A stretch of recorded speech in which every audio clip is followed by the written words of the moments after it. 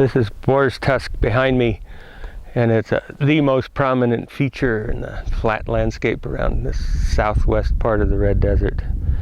We're just outside the Continental Divide, but there's a band through here of volcanic rocks that go kind of southeast from this point and go into the Great Divide Basin. And it's an area where there was a lot of volcanic activity. There were lava flows, there were volcanoes, and some of these volcanic plugs that probably never really erupted above ground, but tried to. They got a neck that reached up into the soil and up toward the surface, and may or may not have ever spewed out any volcanism. But as erosion happened in the surrounding area in 3 million years since this volcanic area was active, these rocks have rolled down the hill, and we're left with these little remnants of basalt rock that stick up prominently. And there's some unique things about them. This one is, for instance, a Shoshone sacred site.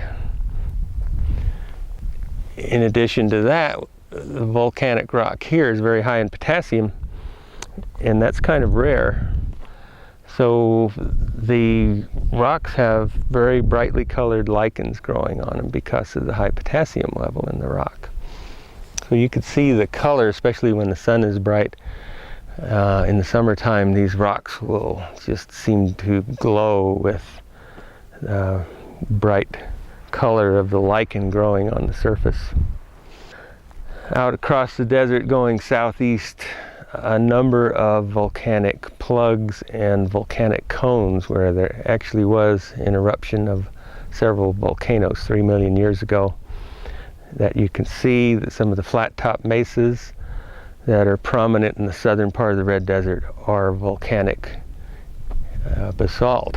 Although they're cone shaped near the top, they become vertical basalt, even columnar basalt.